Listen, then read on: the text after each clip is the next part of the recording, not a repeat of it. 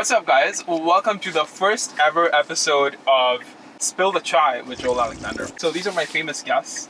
Clementine Monroe, House of House Sales Director. And then we've got Alex Evagora, head of the private office at Driven Properties. The point of this whole show is to kind of break the ice with something very hot and like really get to know these guys. What are your expectations going into this? What do you think is gonna happen? I have no idea. Okay. I know I'm going to drink chai. Oh, is this your first time drinking chai? No. And This is my first try. your first try. This is. Did you try it already? Yeah, it's delicious. Okay, fine. Yeah, Are it's you good. lying? You might have to have it again. Like No, I'm not lying. No, it's good. Okay, Yeah. cool. I'm gonna run a few icebreaker questions. So the first question is actually, what's your guilty pleasure property TV show? I like Four in a Bed, which I don't know if that's technically property. They visit different Airbnbs. Where's And that I in like the UK? it's in the UK. I would also like kind of location. Kirsty and Phil, old school. Okay, I have Yeah. no idea. I don't watch any real estate shows, but like this is good to know. Yeah. You Alex? don't watch any real estate shows? No. Owning Manhattan I'd go for. Oh, What? What's so funny? Owning Manhattan? is that your favorite? Is that number one? I see why you laughed. Is now. that Yeah, I'm That's sticking with number that. one. That's my It's number one. spilling That's Tea. great. There's no. That's my number one. I wish I could share the actual tea, but anyways, it doesn't matter. What? What was your first job ever? Oh my god, I was a dog pooper scooper in a kennel. Dog pooper scooper? Yeah, I had to clean all the what's the posh way of saying? Oh, I don't know. Excrement? Shit. Yes. We're in Dubai, bro. I had to clean it out the kennels. I wanted to be a dog trainer when I was younger. Oh So wow. yeah, made £1,000 in my first month though. That was quite good. Oh wow. That's a lot of money. It's a Yeah, lot he of looked money. after me. Oh wow. How about you, Clementine? I looked after horses, so Okay. I guess still animal based. But I got, I think it was £50 a month, but you got your bed and your board Okay. and your horse exams paid for. Oh wow. And I Horse used to spend exams. all the money on sunbeds. That's wild. Oh wow. Dubai Marina or Jumeirah Golf Estates? Ooh. It's easy. Oh, I'm gonna say neither. Really? Why? Sorry. It's almost. I work conventional work hours, so Okay. minimum 9 till 6, but realistically anywhere from 8 till 7. And the traffic getting to either of those locations would be very bad for my soul. What would your alternative? So I live in the lakes, Dubai community in Dubai. The lakes. Where's that? Wow. Do you mean like the meadows? Well, the Close. lakes is next to Meadows, yes. Oh. Part of Emirates Living. Okay, gotcha. Well, yeah, but Meadows, lakes. Yeah, Emirates Living for see, me. guys, never have to worry. I'm never gonna do a deal in my life. Like, it's not happening. Best client gift you've ever received? Awkward. Awkward? Don't think I have. Oh, okay. Oh, really? I don't think so. Have you? Yeah, really good one. I got a voucher for a wedding dress. Oh, why would you use that? Because, well, no, I was engaged, and my client Oh, fine. that I sold a home to, we weren't allowed to receive gifts. They tried to give me cash, and I couldn't accept the cash. So they gave me the cash back. Their wife owned a wedding dress shop, but they gave me the cash value for a wedding dress. That's so cool. And- Wait, does it count if they're not a client yet? Oh, but they've already started giving you gifts? Probably counts even more. I got flown to Bahrain and then put up in the Ritz for a night, That's That pretty counts. sick. That's pretty cool. and then taken to dinner at Cipriani in Bahrain when it opened. Oh, man. Yeah, that's a great gift. Okay, perfect. I'd take a voucher and feel free to fly me out anywhere. It's okay. Just putting it out there into the universe, as the kids say. If you weren't in property, what would you be? What would you be doing? Dog trainer. Love dogs. So probably I would like to be the beauty and skincare like editor for something like The Times. Oh, very cool. Yeah. Why the Times? It just has all my favourite beauty articles on it already. Okay, fine. Any big people you sort of look up to? I love Jessica Diner. Okay. She's great. You'll know who she is. Oh, she's a cool North London Jessica girl. Diner. Or an A&E doctor. Okay. Just I'm because you not know. quite sure I have the academic prowess for that, but Yeah. What was your first impression of Alex, actually? Uh-oh. Oh. Awkward. no, I think I definitely heard of you already. So, just excited to get to meet you really. Okay. And that was it. Yeah. You? Oh. First impressions, good. Very classy, knowledgeable, experienced, also from London. That's cool. Just We've got like a lot me. in common. Cheers. I'm also from London. Sophisticated, elegant. Stop it. Yeah, chill out. Whoa, Alex, slow down. So we've gotten to know each other a little bit, but not really, right? So Dubai has actually not been involved in any of the last 18 conflicts over the last 25 plus years. And he was like, oh, but people think that it's different this time and that there were no nuclear powers involved previously and things like this. But actually there were in almost 10 out of 18 of those instances, and Dubai stayed out of the mix throughout. Is that something that you've had to speak to clients about A little at bit. all? Yeah? Has that affected like volume, demand, anything that you've seen? For like 1 day, 2 days, people were just asking questions how things are, but Yeah. now it's like everyone's forgotten about it. Yeah, I think that's right, and I think it's trying to also be sensitive, because I think there's a gut reaction to be like, it's absolutely fine, nothing's going to happen, but we actually don't know what. Like, people are entitled to feel a certain way. Right. And I even remember when COVID happened, being like, it's absolutely fine, it's absolutely nothing, and then the whole world shut for a few years. So I think we're always careful just not to be too sensationalist in what we say.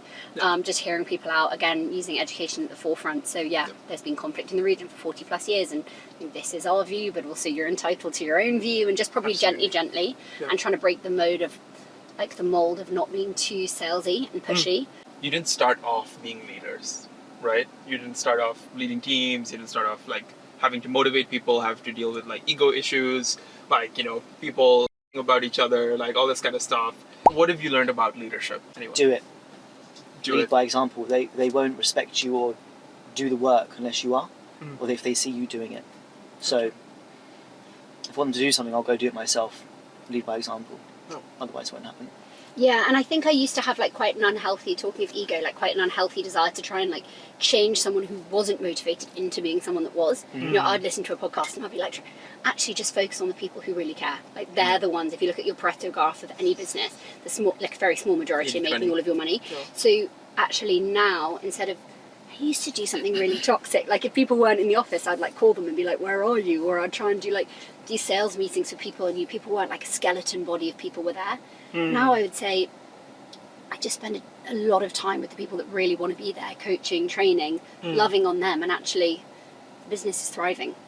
Wow. And the reality is, if you can't really ever motivate someone, like me listening to a Hormozy video and then trying to like regurgitate it to someone We in love like a good an Hormozy video. 8:30 a.m. meeting, like no one's ever left and been Yeah. like, wow, that girl's good, I'm going to really try today. Like if you don't want to try, you're not going to try. Absolutely.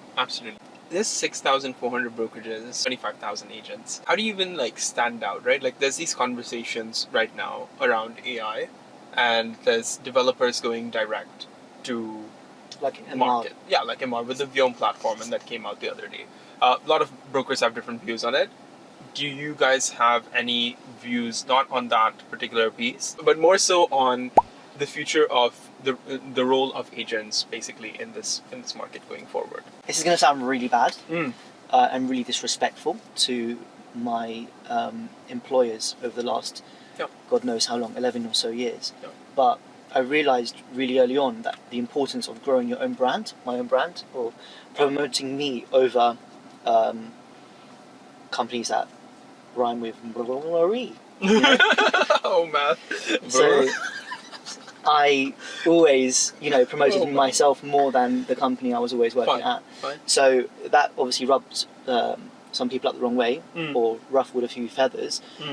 But I think the agents who do that, and it's the same in any business, even if you're a mechanic or if you're a plumber, Yep. the people that do that in any business will win. People still like to deal with human beings. Yeah. There's a reason why I'm still busier in London, and that's because my clients want to deal with me.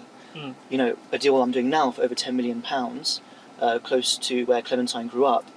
I rented a property to those people a few years ago, and now they want to buy something, and they wanted to deal with me. They actually found the house themselves because I was sick in January and I couldn't fly back. Then they asked me to get involved in the negotiation, and we sorted out an incentive for me on the saving off the asking price. So if you build this brand and people like, trust you, respect you, and a few other things, then they'll come to you.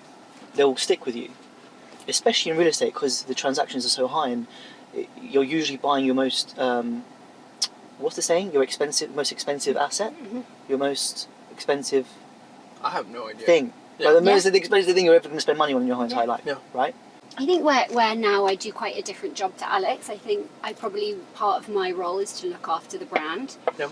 And I think we definitely empower our kind of That's sounding interesting. naff like superstar agents. Of course, we want them to have their own individual personalities online. Do you though?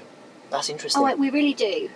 But I would say that when people come to us, I think people choose House & House because they know how trusted we are in the market. And where it's relatively young and there's a lot of new FDI coming into the region, people really like knowing, they see how professional we are. And what's been important is to communicate more online so people can see that we're not just a kind of professional brand, they can get to know us and hear us talk, and that's the importance of being online. Okay, I am going to call Clementine because actually I like what she said there, but very much for me it's the power of the brand, and that helps us because not everyone's 11 years into a career and as able as you. We have a lot of people who are brand new, and so I suppose I'm more of a kind of, it's my role to almost teach them how to be. And that's very much within our brand guidelines. Interesting. You got like a bit of a contrast on there. Yeah. That's why. But then I think we would love to have like an Alex. I think we would if Alex was like looking for a home, I feel that I would be like, come and be a star under our brand. Because there's not. So say you're selling a big house at 10 million dirhams, they might say, my child's starting at Regent Uni. Can you get them a flat to lease nearby? That's not a good use of your time. However, when you're in a brand like ours, you can feel really confident to refer. Actually, we want a couple of 1-beds for investment, but you're about to close something in Cannes. Cool, okay, who can you refer to internally? Is there someone like me whose full-time job is just to train, dot the I's, cross the T's, do all of that almost on behalf of you? And so we'd very much want people like Alex in our brand, and we would support him to do his social media and do all those amazing things that he's doing, but it's not on his dime. Did you like real estate or did you like tech?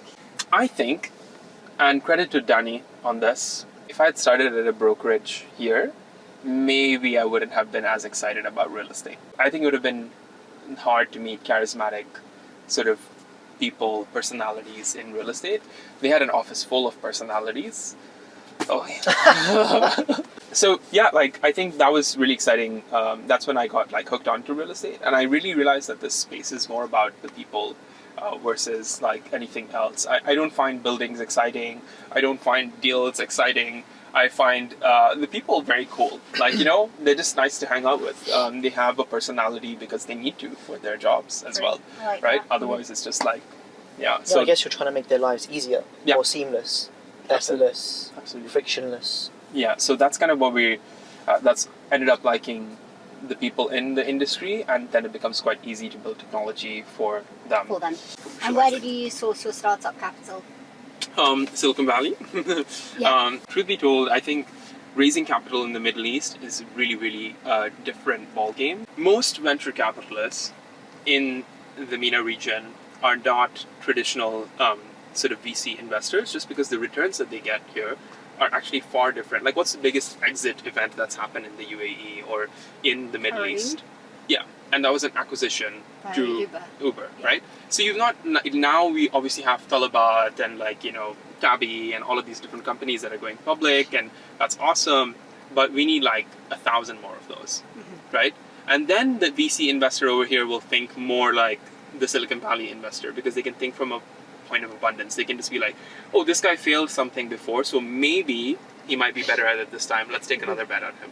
Or this kid has an idea. He's worked at House & House and Driven Properties before. He wants to build something in the real estate space. Seems like a legit guy. Has a working MVP. You know, let's give him some money. I feel though that the landscape here, it's a bit like maybe trying to be an actress in Hollywood is like trying to raise money in Silicon Valley. I guess it's where you do it. But it's harder to be a standout star because there's so many of you around. Absolutely. Whereas here I feel you would, and I even remember it from the days when I was selling here, I would have access to sit with people that I would never have had access to in London. Like primary decision makers here that I would never have had access to in the UK, because I would have had to have gone through so many layers of command and given a drink to so many people on the way up. Whereas here I would literally write letters to people. Insane. And go and meet them at their office with a box of dates, and I'd be meeting with the primary or a royal family member. So I'm surprised to hear that it's harder to raise money here. Yeah, because like what they expect in return for that investment is also important to consider, right? Like for me, when someone invests, let's say $100,000 into my company, they're not getting money back tomorrow. They're getting it in 10 years, right? At our IPO event, when they exit, that's their liquidity event. So it's kind of harder for them to And there's justify. no dividend to them on the way. Yeah, no, Okay. because we're a private company, don't need to issue any dividends necessarily. Even public companies don't, but like they do. Point being, when you have an industry like ours now, real estate, returning such massive returns, it's actually hard to justify investing into technology, which doesn't guarantee you recurring sort of numbers, right? So that's kind of the worrying thing. Yeah, so that's a fun little scoop on Silicon Valley. How has faith impacted your professional journeys? Oh, Everything. massively. Like, I lead with it in a way. We have opportunities to screw people over in this job all the time, right? 100%. A to A's, no A to A's, calling people's clients, whatever. I lead with that ethic. Like, I'm a big believer in, like, whether it's karma or higher power or God, whatever you want to call it, or Allah, there is something there for sure. Like, 100%. I know it. I can feel it. I wouldn't be able to like metabolize any of the highs or the lows without God. And I think ultimately it really helps me to work out that I'm called under a different like banner of judgment, like a different banner of, and even like my ability to respect authority. Yeah. And what probably makes me a good employee. I like really Mm. respect, and obviously like Wow, you thought about discernment. this. Huh? You've thought about this All the time. yeah.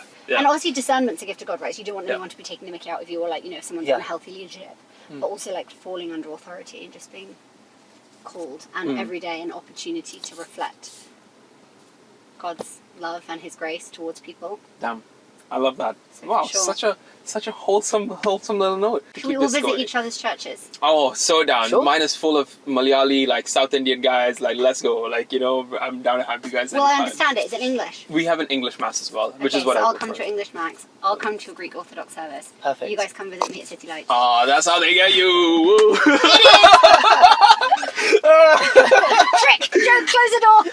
Anyways, thank you so much for joining Chai. Well, sorry, I forgot the name. This is the first time I'm filming this. Thank you so Chai much Pool. for joining Spilling the Chai with the best brokerage executives in town. See you guys in the next episode. Woo!